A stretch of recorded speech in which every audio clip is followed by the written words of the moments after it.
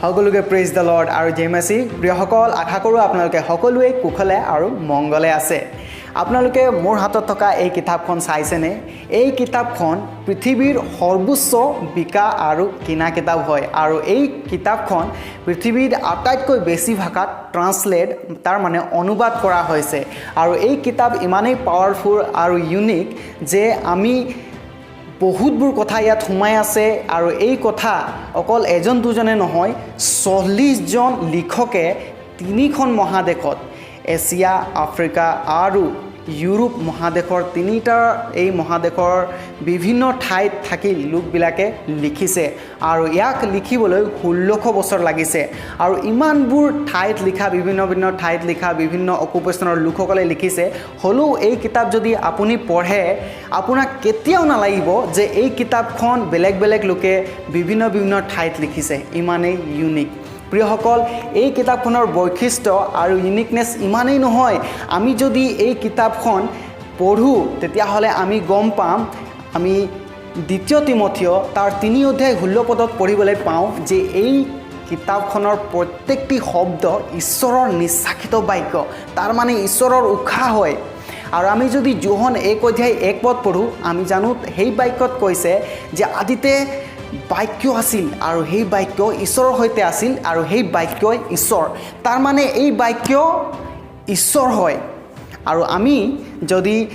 ইব্ৰী তাৰ 4 অধ্যায় 12 পদ পঢ়ো ইয়াত এনেদৰে কৈছে মই আপোনালোকৰ কাৰণে পঢ়ি দিব বিচাৰিছোঁ ইয়াত কৈছে কিয়নো ঈশ্বৰৰ বাক্য জীয়া আৰু কাৰ্যসাধক আৰু আটাইতকৈ দুধৰীয়া তৰোৱালতকৈও চোকা প্ৰাণ আৰু আত্মা গাঁঠি আৰু মজা এই সকলোকে ভেদ কৰালৈকে বিন্দুতা আৰু মনৰ ভাৱনা আৰু অভিপ্ৰায়ও চিনুতা প্ৰিয়সকল ঈশ্বৰৰ বাক্য জীয়া আৰু কাৰ্যসাধক বুলি কৈছে মই এটা কাহিনী মনত পেলাওঁ কাহিনী নহয় এইটো এটা বিশেষ মানে সত্য ঘটনা ছত্তীশগড়ত এজন পাষ্টৰ আছিলে আৰু তেওঁ এদিনাখন পৰিচৰ্যা কৰিবলৈ যাওঁতে এটা পৰিয়ালত সোমালে আৰু সেই পৰিয়ালত এটা নৰিয়া আছিলে তেওঁ বেডত বহু বছৰ ধৰি পৰি আছিলে খোজ কাঢ়িব পৰা নাছিলে তেওঁৰ এক্সিডেণ্ট হৈছিলে ৰড এক্সিডেণ্ট তেওঁ ট্ৰাক ড্ৰাইভাৰ আছিলে আৰু বহু বছৰ পূৰ্বে তেওঁ এক্সিডেণ্ট হোৱাৰ কাৰণে বহুতবোৰ চিকিৎসা কৰাৰ সত্ত্বেও সেই মানুহজন ভাল হোৱা নাছিলে আৰু সেই মানুহজনক তেওঁ লগ পালে সেই ঘৰত তাৰ পাছত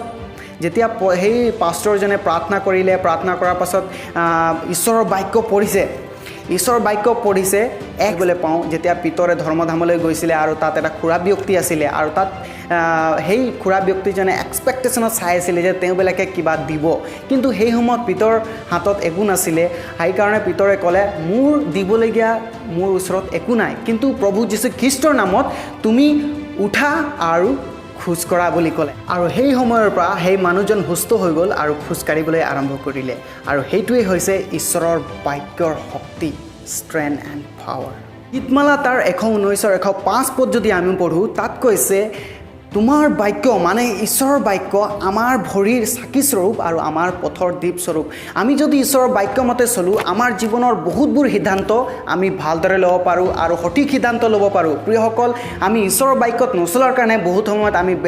বেয়া সিদ্ধান্তবোৰ লৈ লওঁ আৰু আমি পথবোৰ দেখি নাপাওঁ আৰু আমি ভ্ৰান্তি হৈ যাওঁ আমি যদি ঈশ্বৰৰ বাক্য মতে চলোঁ সেই বাক্যৰ আধাৰত আমি চলোঁ তেতিয়াহ'লে আমাৰ জীৱনৰ পোহৰ আমি চাম আৰু ভাল সিদ্ধান্ত ল'ব পাৰিম আমি চাওঁ আজি পাই যি লোকসকল আছে তেওঁলোকৰ